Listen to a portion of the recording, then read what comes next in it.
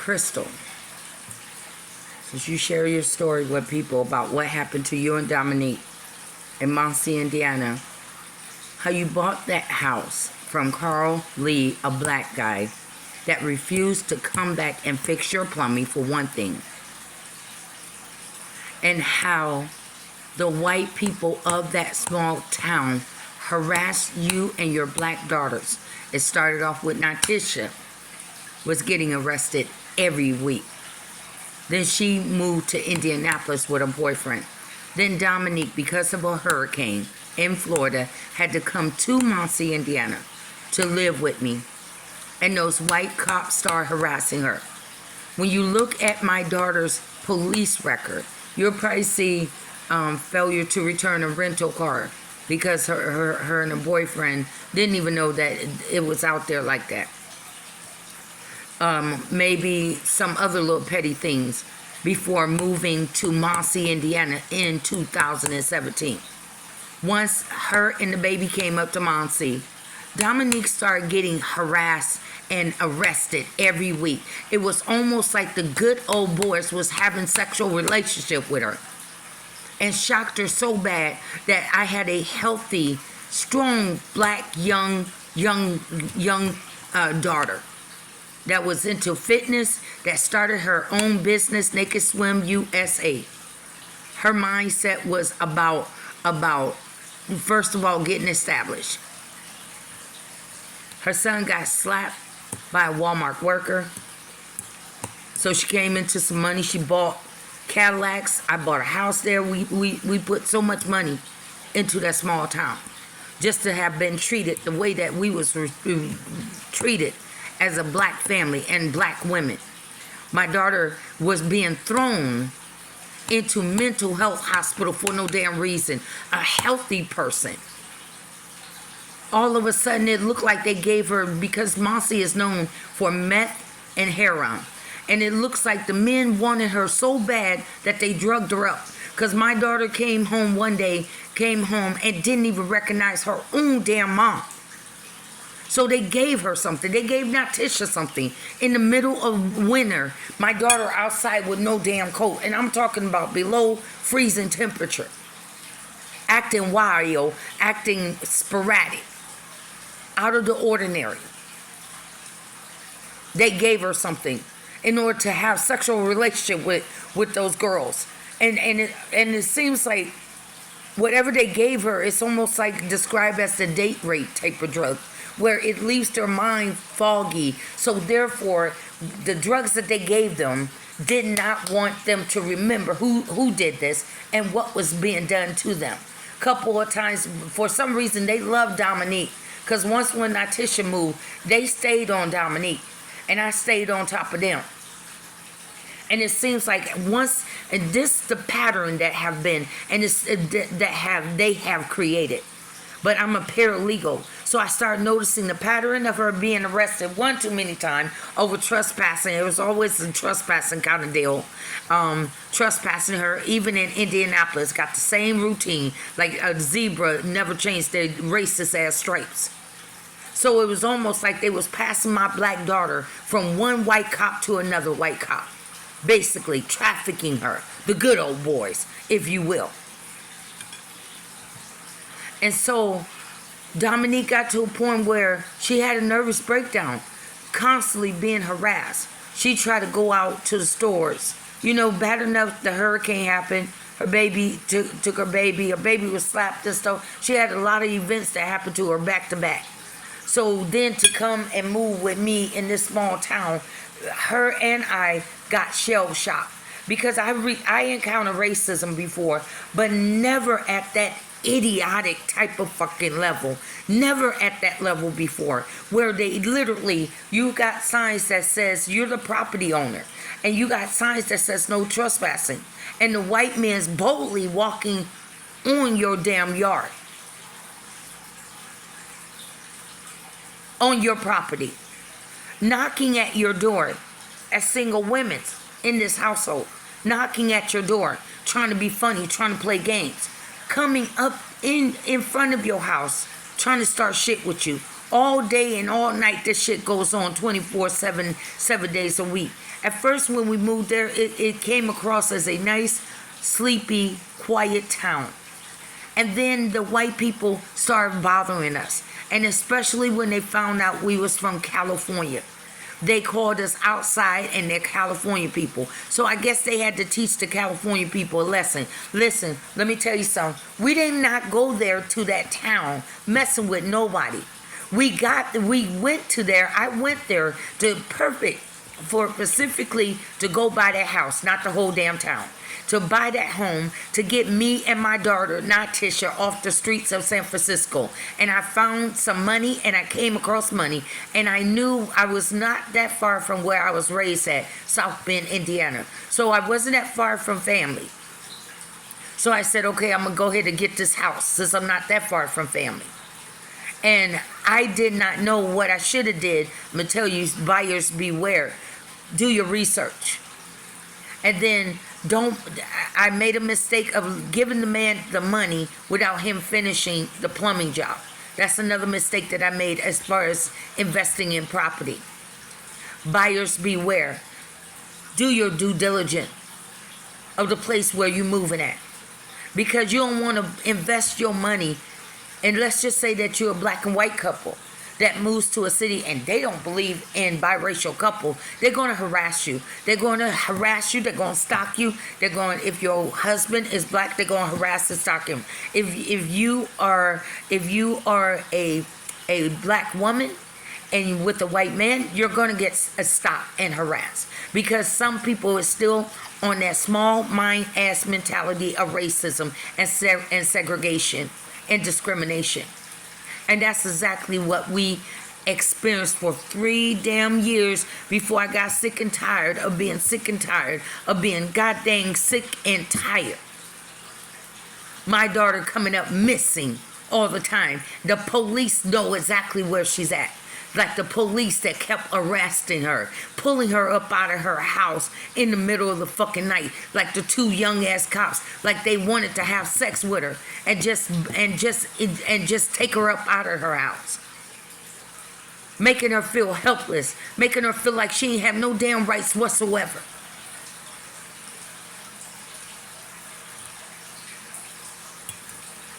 So let's tell the truth about Muncie, Indiana, shall we? As you could Google it, you see there's a pattern of racism. The black politician got shot at. There's corruption. You'd be surprised at that small little town how much corruption goes on. And things are hidden and covered up. Because this person is the mayor's son or the chief of police son or nephew. So basically, your complaints don't get heard.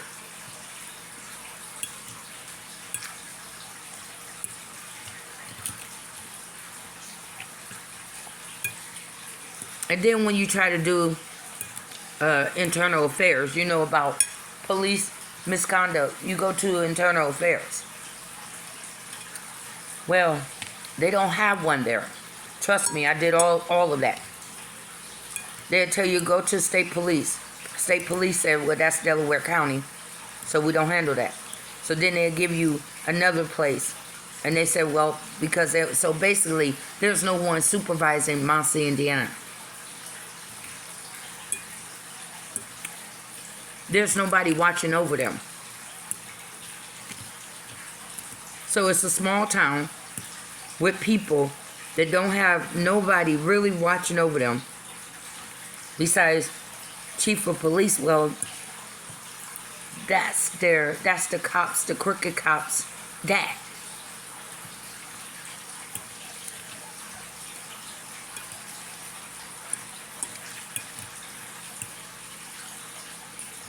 So how is somebody supposed to get justice?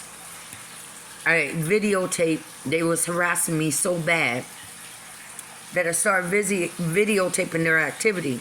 Also, I noticed that they wiretapped my home.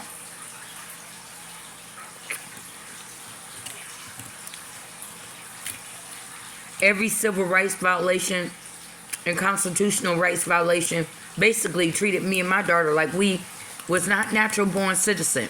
So you mean to tell me people every motherfucking day is crossing over that damn border that is not a legal citizen, but because I'm black, you'll treat them more better than me and give them rights, but not me as a black person, not my black daughter though.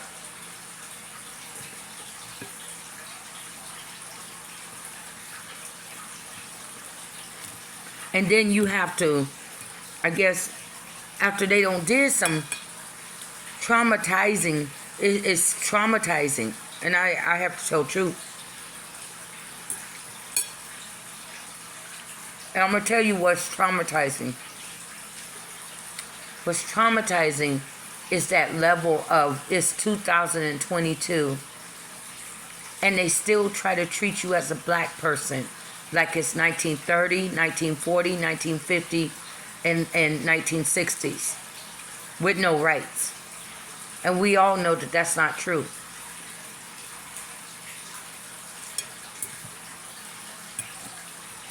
That's traumatizing. To see that I had a healthy, strong, physical fit into her health and everything daughter. And to see what they did to my daughter. And you think the Diary of an Angry Black Woman is not on me right now. And still fucking with me. Here in California. For one thing, you can't stand nobody with a California driver's license. But then all of a sudden, I'm here because my house got on fire. I'm here in California. And you mean to tell me, oh yeah, they connected to their chapter here in California. So that's why the pattern is going on here in California.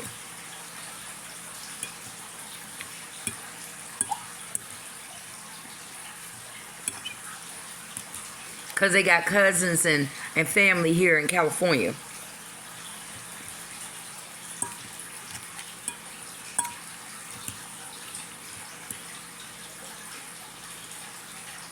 That's why they wanted to make me, you know, the fat black woman, because they're always talking ignorant words.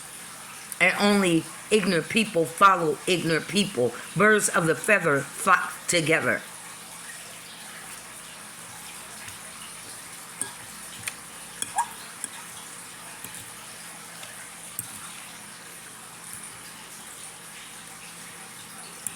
And then the white women date the black men down there.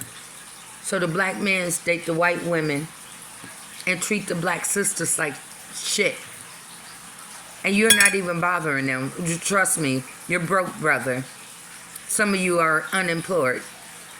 Nobody's trying to pick you up. Nobody wants to pick you up. And they get salty.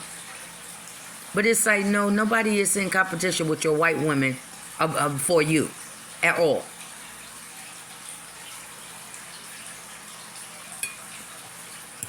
But the white women don't like the black women's being there because they have a fear that you're going to steal their black men from their child. Please, ain't nobody trying to date no dang broke ass damn unemployment ass damn man that's sitting up there looking to live off of you.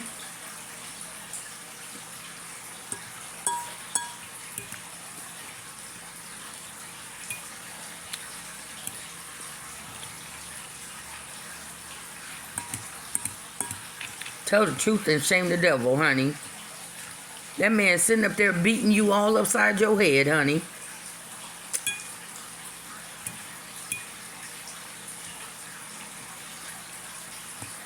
Don't nobody want your man.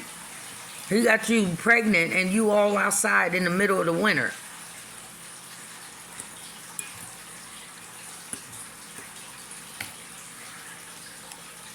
Putting you out the house.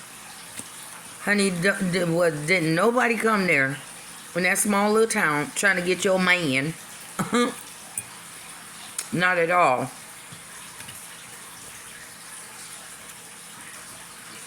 And when you look at some of them, they busted as hell.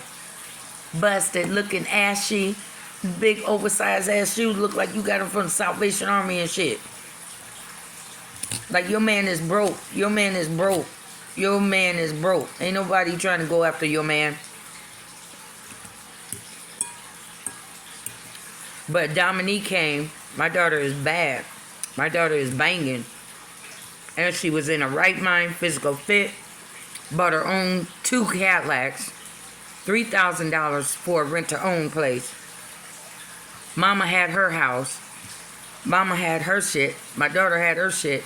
Jealousy was stimulating.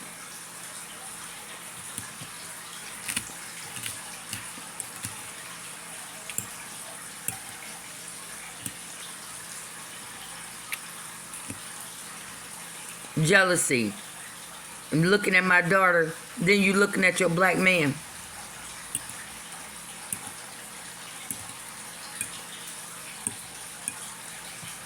Matter of fact, looking at all 3 women of the house. Dominique, the petite, thick one. Natisha, the tall, thick one. Mama is the more shorter, thick, and wide one with the big titties and ass. All 3 women's in the house.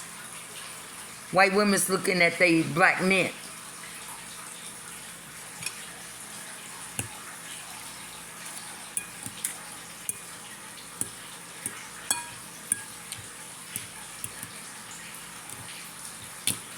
As long as they seen us going through, as long as the white women seen us going through, they was happy. When they seen that the black men was showing attention or showing us respect, the white women did not like it. Because they always want to see black women go through something in order for them to feel like a Martin Luther King, I got a dream. Now I got a dream. But if you got to sit up there and always have to see other women go through something, it says a lot about you as a woman, that you ain't shit as a woman.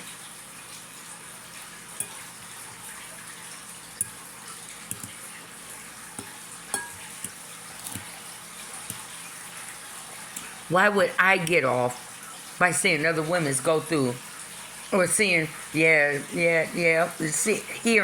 love to hear black men put the black women of this family down so that they can feel like they someone. Now you got a smile and a smirk on your damn face because basically they're sitting up here disrespecting black women of their own culture and their own color in front of you.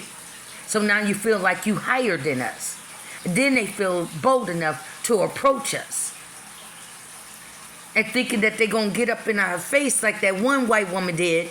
You go from the wash machine to the dryer. It's one thing for women to have words, but it's another thing when you cross over and get up in somebody's face.